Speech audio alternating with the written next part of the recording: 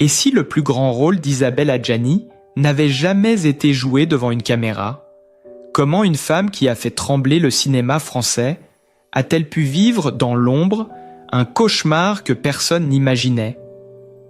Ce soir-là, à 70 ans, son silence se fissure enfin, et derrière les projecteurs éteints, une vérité longtemps étouffée refait surface. À 70 ans, Isabelle Adjani brise le silence sur son douloureux cauchemar conjugal. Icône absolue du cinéma français, Isabelle Adjani règne sur les écrans avec une intensité rare. À 17 ans, elle entre à la Comédie Française et très vite, ses yeux bleus deviennent une légende. 5 Césars, 2 nominations aux Oscars, une carrière couronnée d'or et de silence maîtrisé. À l'écran, elle semblait invincible, une reine, entourée de lumière, d'applaudissements et de regards fascinés. Mais derrière le vernis des projecteurs, derrière la perfection maîtrisée de chaque apparition, se cachait une autre histoire, celle d'une femme que personne ne voyait vraiment. Isabelle Adjani, à 70 ans, a décidé de parler, pas pour revivre le passé, mais pour lui ôter le pouvoir de la hanter. Elle confie aujourd'hui ce qu'elle avait choisi de taire pendant des décennies, la douleur silencieuse d'un amour devenu prison. Les mots sont mesurés, la voix posée, mais dans chaque phrase, on devine les fractures anciennes, celles qu'aucun prix ni aucune caméra n'ont pu réparer. Elle se souvient d'une époque où tout semblait stable, où la gloire servait de rempart contre les tourments. Les tournages s'enchaînaient, les récompenses pleuvaient, et autour d'elle, le monde chuchotait son nom avec admiration. Mais dans l'intimité, le décor était tout autre. Un huis clos, feutré, rythmé par des silences lourds, des absences inexplicables, des regards qui se durcissent avec le temps. L'homme qu'elle aimait, un artiste adulé, charismatique, savait manier les mots, séduire une salle entière d'un seul geste, mais dans l'espace étroit du couple, ces mots devenaient des armes, son charme un piège.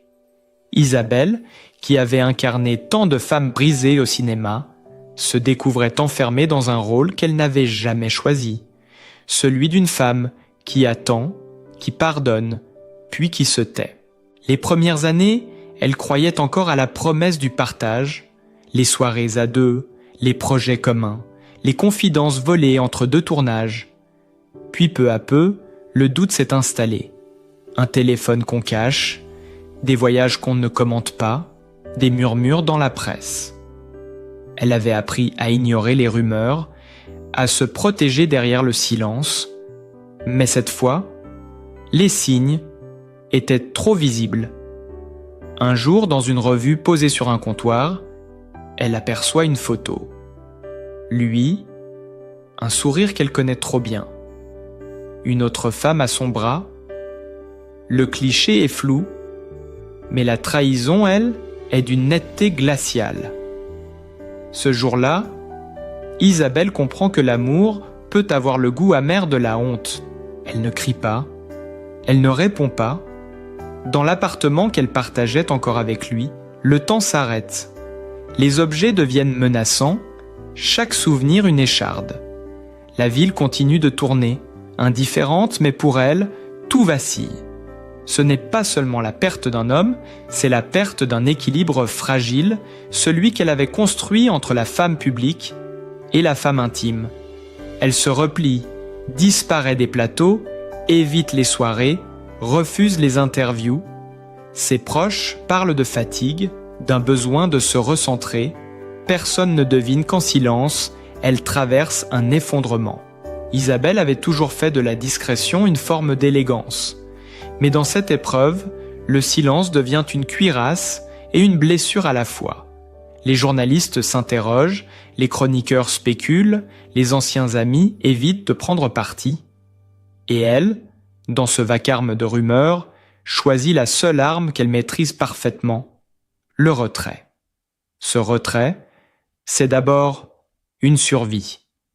Elle écrit, seule, dans un carnet qu'elle garde encore aujourd'hui. Des phrases brèves, sans ponctuation parfois, comme si les mots eux-mêmes la brûlaient. Ne pas répondre, ne pas sombrer, tenir. 3 lignes, écrites le soir même de la publication de l'article. 3 lignes qui résument une décennie de résistance muette. Ce qu'elle n'a jamais dit, jusqu'ici, c'est la peur. Non pas celle de perdre l'amour, mais celle de se perdre elle-même. Derrière les rideaux tirés, elle a connu les insomnies, les angoisses nocturnes, la sensation d'étouffer dans sa propre vie.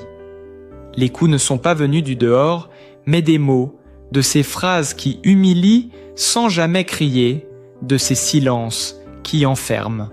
L'isolement était total, d'autant plus cruel qu'il se déroulait dans une maison pleine de luxe.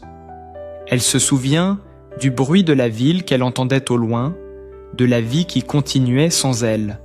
La gloire, alors, ne servait plus à rien. Un matin, après une nuit sans sommeil, elle décide de reprendre le contrôle. Non pas par vengeance, mais pour reprendre souffle. Elle contacte ses avocats, dépose plainte contre le magazine qui a exposé son intimité. Le geste est froid, réfléchi, presque chirurgical. Pour beaucoup, c'est un acte de colère. Pour elle, c'est un acte de survie. Elle ne veut plus que d'autres racontent son histoire à sa place. Le procès se tient dans une salle étroite, sans caméra. Les journalistes attendent dehors. À l'intérieur, Isabelle parle peu, mais chaque mot pèse des années de silence. Elle regarde droit devant, sans un tremblement. Le verdict tombe, victoire. Mais la victoire, elle le sait, n'a rien d'un triomphe. Elle a réparé la loi, pas la mémoire. Là, ce qu'elle révèle aujourd'hui, à 70 ans, ce n'est pas un règlement de compte. C'est une libération. Une manière de rendre à la femme qu'elle était ce qu'on lui a volé. Le droit de dire non, le droit d'exister sans masque. Ses confidences ne sont pas spectaculaires, elles sont humaines, sobres, presque murmurées. Elle ne cherche pas à émouvoir, elle cherche à comprendre. Et dans cette démarche, beaucoup de femmes et d'hommes se reconnaissent. Car son histoire parle de ce que tant d'autres vivent dans le secret, les amours qui enferment, les apparences qui étouffent, les silences qui protègent autant qu'ils consument. Aujourd'hui encore, elle parle lentement, comme si chaque mot devait passer une frontière invisible avant d'être prononcé. Mais pour la première fois, elle ne détourne plus le regard.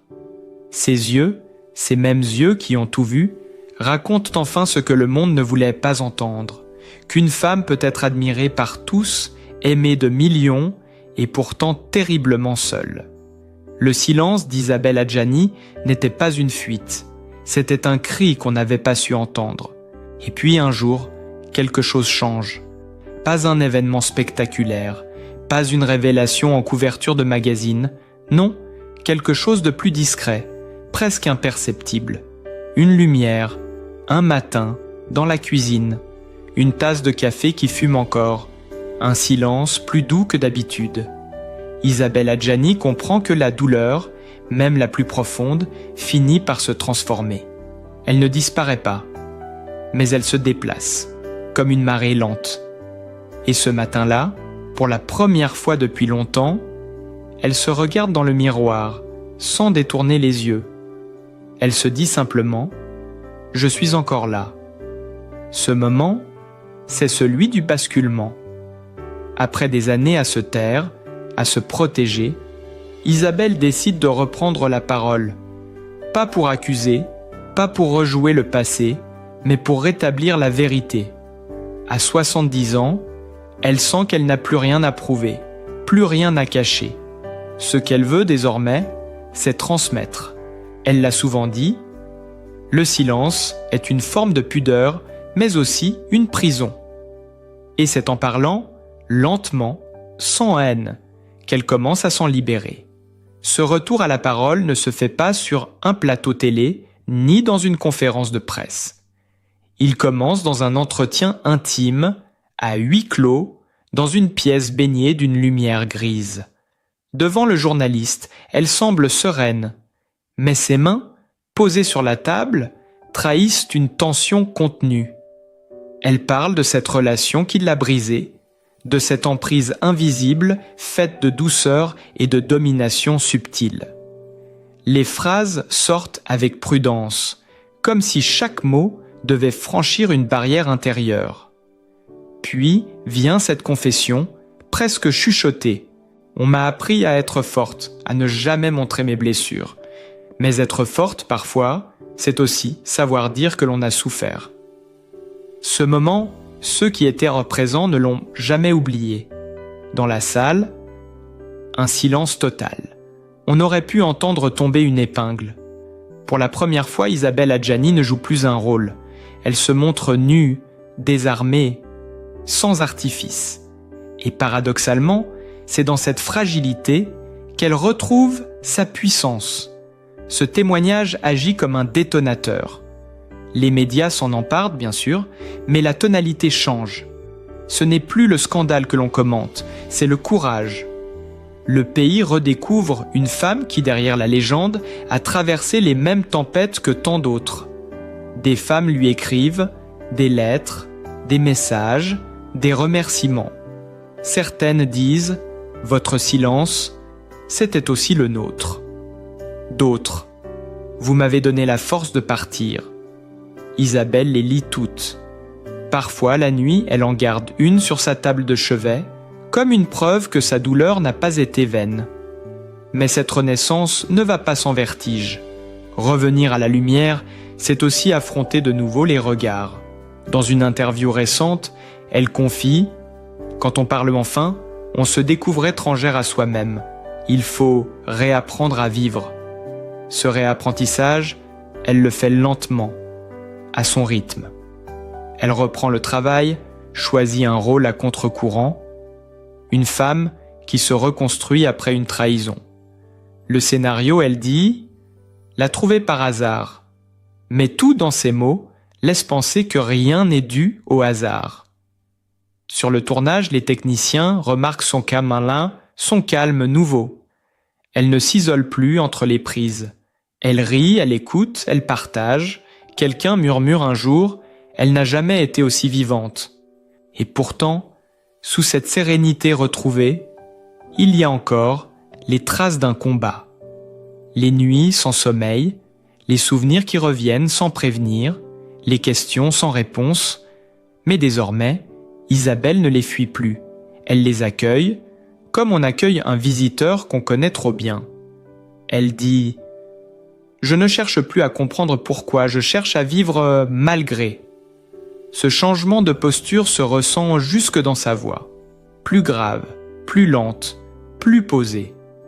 Quand elle parle, on a l'impression qu'elle s'adresse à toutes les femmes qui l'écoutent et à tous les hommes aussi. Car son histoire, au fond, ne parle pas seulement de douleur, mais de transformation. Elle montre qu'après le fracas, il est possible de renaître sans haine.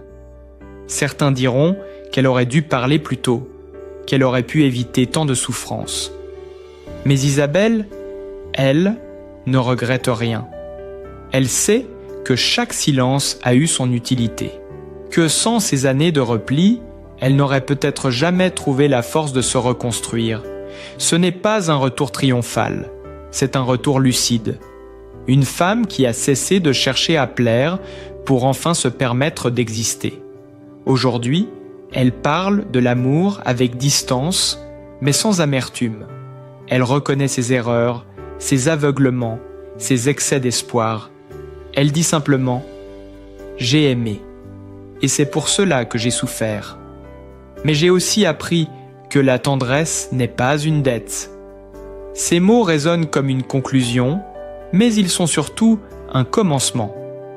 Autour d'elle, les proches racontent une Isabelle apaisée, mais toujours farouchement indépendante. Elle vit entourée de livres, de musique, d'amitiés rares. Le monde du cinéma la réclame encore, mais elle choisit désormais ce qu'elle veut incarner. Sur les plateaux, on ne voit plus la star intouchable, mais une femme qui assume ses cicatrices, comme autant de médailles de survie. Dans un documentaire diffusé récemment, une phrase a marqué les esprits. On la voit, debout, face à la mer, cheveux au vent. Et sa voix, presque un murmure, dit « J'ai longtemps cru que le silence me protégeait. Aujourd'hui, je sais qu'il m'a aussi enfermé, mais il m'a permis de renaître à ma manière, dans le calme, dans la vérité. » Cette vérité, Isabelle Adjani ne la revendique pas comme une revanche. Elle la partage simplement comme une lumière qu'on passe de main en main. Une lumière fragile mais essentielle pour tous ceux qui ont connu l'ombre. Dans les années qui ont suivi cette confession publique, quelque chose s'est apaisé. Isabelle Adjani n'a plus cherché à expliquer ni à se justifier. Elle a cessé de courir après la perfection, cessé de vouloir réparer ce qui avait été brisé. Elle a appris, simplement, à vivre avec ce qui reste, les cicatrices, la mémoire et cette étrange sérénité qui naît lorsque la douleur cesse d'être une ennemie. Aujourd'hui, elle parle de réconciliation, mais pas au sens facile du terme. C'est une réconciliation avec soi-même, avec l'idée que l'on ne sort jamais indemne de la vie, mais qu'on peut en sortir plus vrai. Son entourage le remarque, son regard a changé. Moins défensif, plus doux. Elle dit souvent que l'âge ne lui a pas pris sa beauté, mais l'a transformée en transparence. À 70 ans, elle ne craint plus le passage du temps. Elle l'accueille comme un allié, presque un confident.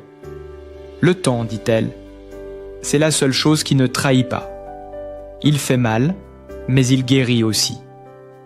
Cette phrase, elle l'a prononcée lors d'une rencontre discrète, dans un petit théâtre parisien où elle s'est rendue pour soutenir de jeunes comédiennes. L'une d'elles, émue, lui a demandé « Comment fait-on pour survivre à la trahison ?» Isabelle a souri, un sourire fatigué mais lumineux. On ne survit pas. On renaît. Mais jamais de la même façon. Cette idée de renaissance, elle l'incarne dans chacun de ses gestes, dans sa manière de parler, plus lente, plus mesurée, comme si chaque mot avait désormais un poids nouveau, dans sa façon de se montrer aussi, plus naturelle, plus libre. Elle a compris que la beauté, ce n'est pas l'absence de rides ou la maîtrise du regard, mais la paix intérieure qui transparaît malgré tout. Elle a retrouvé cette paix, non pas dans l'oubli, mais dans la compréhension. Elle dit « Ce que j'ai vécu ne m'a pas détruite, ça m'a appris ce que je valais vraiment. » Il y a, dans son récit, quelque chose d'universel.